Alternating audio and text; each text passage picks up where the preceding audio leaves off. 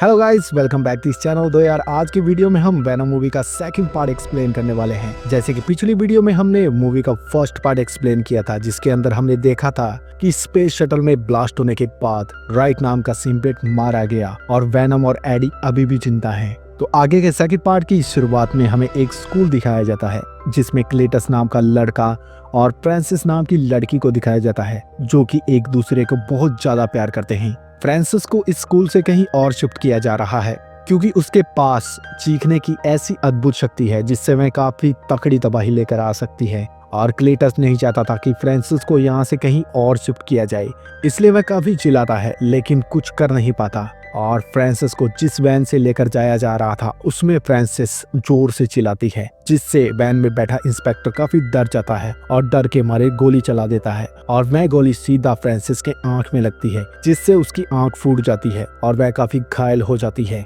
और तभी क्लेटस को लगता है कि शायद फ्रांसिस अब मर चुकी है। दूसरी तरफ हमें एडी को दिखाया जाता है, जिसे रिपोर्टर की जॉब वापस मिल चुकी है और अब उसे जेल में बंद क्लेटस की इंटरव्यू करनी है, जो कि उसे बार बार बुला रहा था। और अभी प्रेजेंट में एडी और वेनम की कुछ खास नहीं बनती। वेनम बुरे लोगों को मारकर खाना चाहता है, लेकिन एडी उसे ऐसा करने से रोकता है। एडी उसे कहता है कि मेरी मर्जी के खिलाफ तुम कोई काम नहीं करोगे, मैं तुम्हें जैसा कहूंगा तुम्हें वैसा ही करना होगा। लेकिन वेनम अपनी मनमानी करता रहता है। एक दिन एडी को पुलिस ऑफिसर मलिंगन बुलाता है और उसे कहता है कि कैसिडी तुमसे बार बार मिलने को कह रहा है। शायद उसने जिन लोगों को मारा है उनकी लाशें कहाँ पर हैं, वह सब कुछ तुम्हें बताना चाहता है। और वहीं एडी के अंदर वेनम मलिंगन की बातें सुनकर बोर हो रहा था, इसलिए वह उसे खाने की कोशिश करता है, लेकिन एडी वेनम को ऐसा करने से रोकता है। फिर एडी मलिंगन की बात मानकर क्लेटस से मिलने के लिए जेल जाता है और क्लेटस से पूछता है कि तुमने मुझे यहाँ पर क्यों बुलाया। तो वह उसे कहता है कि मैं तुम्हें फेमस करना चाहता हूँ, तुम्हें मेरा एक मैसेज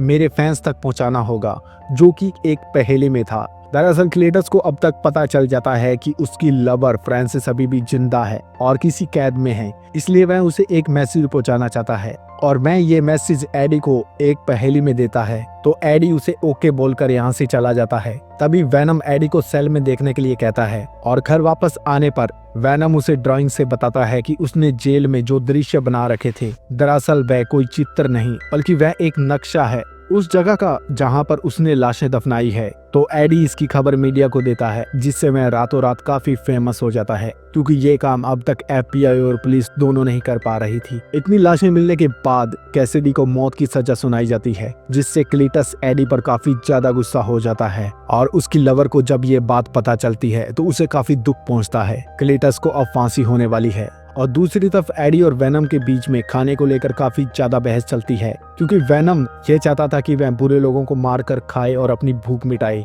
लेकिन एडी उसे कहता है कि अगर तुम्हें मेरे पास रहना है तो मुर्गियां और चॉकलेट खाकर ही टाइम पास करना होगा। और वह मुर्गियां चुरा कर भी खाते हैं। और इसी दौरान एक लड़का औरत का पर्स छीन रहा होता है। वेनम उसे छुड़ाकर उस लड़के को खाने की कोशिश करता है, लेकिन एडी उसे फिर से रोकता है। और जब वह घर वापस आ रहे होते हैं तो एडी को एम का फोन आता है, जो कि उसे मिलने के लिए बुलाती है। तो एडी उसे मिलने के लिए जाता है। एडी को लगता है कि उसका रिलेशन दोबारा से ठीक होने वाला है, लेकिन एम उसे बताती है कि उसने एंगेजमेंट कर ली है। और इसी बीच वेनम एडी को काफी चिढ़ाता है, जिससे कि एडी काफी परेशान हो जाता है। एम उसकी ये हालत देखकर उससे पूछती है कि क्या वेनम तुम्हारे साथ है। तो एडी कहता है कि नहीं, वो मेरे साथ नहीं है। लेकिन एम उसे गुड बाय बोलते वक्त कहती है कि वेनम तुम इसका ध्यान रखना, क्योंकि एम एडी के हाव भाव से समझ जाती है कि वेनम अभी भी उसके अंदर है। इसके बाद में एडी घर आता है, जहां वेनम उसके लिए खाना बनाता है। तभी उन्हें लेटर बॉक्स में एक चिट्ठी मिलती है, जो कि क्लीटस ने भेजी थी। वह एडी को कहता है कि मेरे आखिरी समय में मैं चाहता हूँ कि तुम वहां पर रहो, क्योंकि मुझे मौत की सजा सुनाने में तुम्हारा काफी बड़ा रोल है। चिट्ठी में उसने सब कुछ लिखा था कि उसने अपनी दादी को कैसे मारा, अपनी माँ को कैसे मारा, और उसका डैडी उसे कैसे पीटता था, और उसे बचपन में अनचाहे बच्चे रखने वाले स्कूल में भेजा गया था, जहाँ पर उसे कुछ बच्चे पीटते थे। और वहीं उसकी मुलाकात एक लड़की से हुई, जिससे उसकी अच्छी दोस्ती हो गई थी। तो एडी को ये सब पता लगने के बाद में एडी वेनम को कहता है कि हम क्लीटस को फांसी लगने से पहले एक बार जरूर मिलकर आएंगे। तो वेनम उसे मना कर देता है, लेकिन एडी उसे कहता है कि नहीं, हम एक बार जरूर जाएंगे। फिर एडी क्लीटस से मिलने के लिए जेल में चला जाता है। जहाँ पर क्लीटस उसे कहता है कि तुम बिल्कुल मेरे जैसे हो, क्योंकि मैंने भी अपनी फैमिली को मारा है और मेरी तरह तुम्हारा बाप भी तुमसे नफरत करता था, क्योंकि तुम्हारे पैदा होते ही तुम्हारी माँ मर गई थी और तुम्हारी गर्लफ्रेंड भी तुमसे चीट कर रही है। इतनी बातें सुनने के बाद में वेनम कैसिडी के ऊपर हमला कर देता है और इसी दौरान क्लीटस एडी को काट लेता है, जिससे कैसिडी के अंदर सिम्बियट यानी कि वेनम का एक छोटा पार्ट चला जाता है। और इसके बाद में एडी घर आकर वेनम को काफी सुनाता है कि तुम्हें अपने आप पर कंट्रोल रखना चाहिए, तुम अपनी मनमर्जी करना बंद करो। और इन दोनों के बीच में इस बात को लेकर काफी झगड़ा हो जाता है और एडी आखिरकार वेनम को अपने शरीर से अलग कर देता है। और वेनम भी अपनी आजादी चाहता था, इसलिए वह एडी का शरीर छोड़कर दूसरे शरीर को अपना लेता है और एडी का बाइक तोड़कर यहाँ से चला जाता है।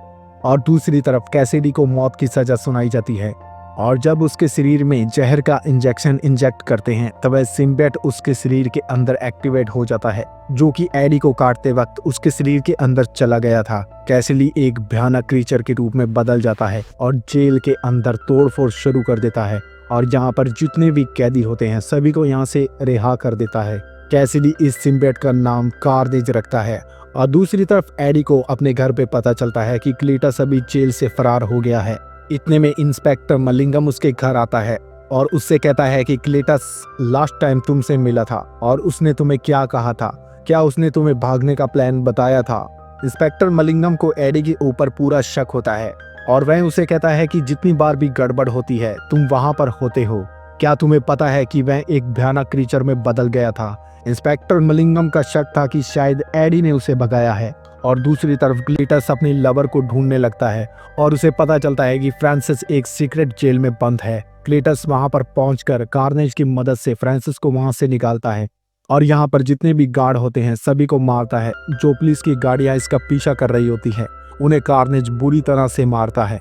और जब कार्नेज के ऊपर हेलीकॉप्टर से हमला होता है तो फ्रांसिस यहाँ जोर से चिल्लाती है, जिससे कार्नेज को काफी ज्यादा तकलीफ होती है। तो कार्नेज क्लीटस को कहता है कि अगर अगली बार ये चीखी तो मैं इसकी मुंडी खा जाऊंगा। कैसिडी और कार्नेज यहाँ पर काफी तबाही मचाकर यहाँ से निकल जाते हैं और फिर यहाँ पर इंस्पेक्टर मलिंगम पहुंचता है और वह ये सब तबाही देखने के बाद एडी को पुलिस स्टेशन बुलाता है और उससे पूछताछ करता है कि ये सब तुम्हारी वजह से हो रहा है, तुम्हें सब कुछ सच सच बताना होगा कि तुम्हें क्लीटस ने क्या कहा था। लेकिन तभी एडी उसे कहता है कि मुझे एक फोन करना है और वह फोन करके एम को बुलाता है और उसे कहता है कि तुम्हें मेरे लिए वेनम को ढूंढना होगा, क्योंकि क्लीटस अभी कार्नेज की मदद से मुझे मार देगा और कार्नेज यहाँ पर काफी तगड़ी तबाही मचाने वाला है और इस तबाही का कारण मैं हूँ। अगर मुझे वेनम मिल गया तो मैं सब कुछ ठीक कर सकता हूँ। फिर एम वेनम को ढूंढने चली जाती है और दूसरी तरफ कार्नेज और फ्रांसिस अपने पुराने स्कूल में पहुंच जाते हैं और उसे आग के हवाले कर देते हैं और अब ये शादी करने वाले होते हैं, जो कि इन्होंने बचपन में सोचा था कि हम पहाड़ी पर पहुंचकर शादी करेंगे। लेकिन शादी से पहले कार्नेज कहता है कि मुझे वेनम को मारना है और क्लीटस कहता है कि मुझे एडी को खत्म करना है और वहीं फ्रांसिस कहती है कि मुझे इंस्पेक्टर मलिंगम को खत्म करना है जिसने मेरी आंख फोड़ी थी। और वहीं दूसरी तरफ एम को वेनम मिल जाता है, जो कि एडी की दोस्त शॉपकीपर के पास होता है। वह वेनम को मनाकर एडी के पास पुलिस कस्टडी में पहुंचती है और उसे वहां से भगाकर लेकर जाती है।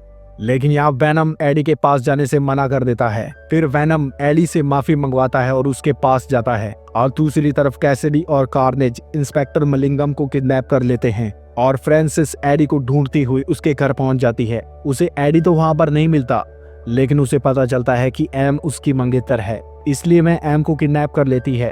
और एम का मंगेतर डॉक्टर एडी को फोन करके कहता है कि एम को किडनैप कर लिया है और मैं अपनी शादी वाली जगह पर उसे ले गए हैं।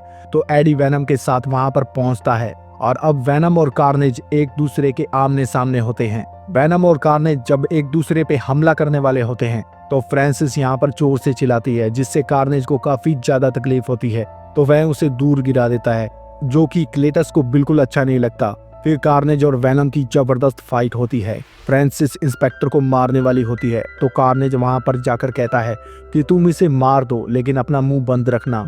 और इतने में इंस्पेक्टर अपनी जाल बजाकर यहाँ से बिल्डिंग के ऊपर की तरफ जाने लगता है और फ्रांसिस इंस्पेक्टर मलिंगम के पीछे जाती है, उसे मारने लगती है। और वह कार्नेज वेनम के ऊपर काफी भारी पड़ रहा होता है। वह वेनम को लगातार बीट करता है।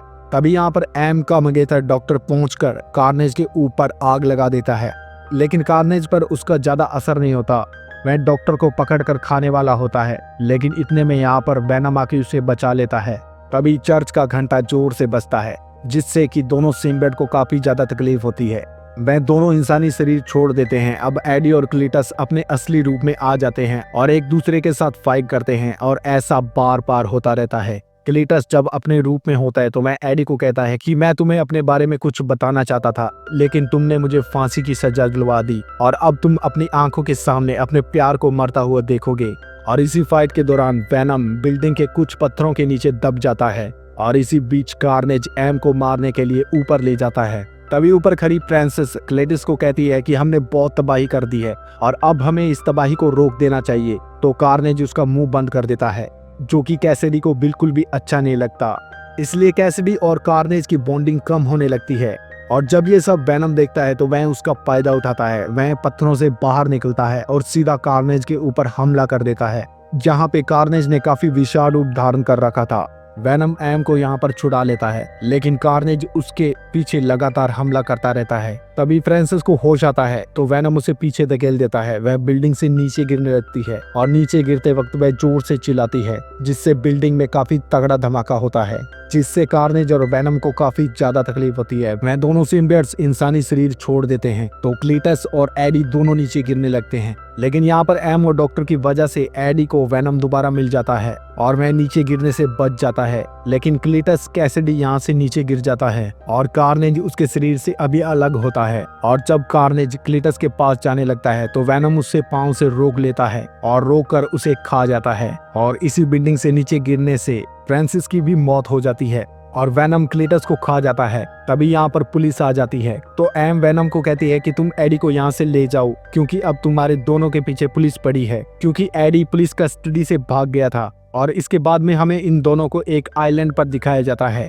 और मूवी के एंड में इंस्पेक्टर मलिंगम को दिखाया जाता है, जिसकी आंखों का रंग बदल गया है। शायद वो अभी जिंदा है या नहीं। इसी के साथ इस मूवी का अंत होता है। तो वेनम मूवी का तीसरा पार्ट देखने के लिए चैनल को कर लीजिएगा सब्सक्राइब। तो मिलते हैं फिर नेक्स्ट वीडियो में, तब तक के लिए गुड बाय।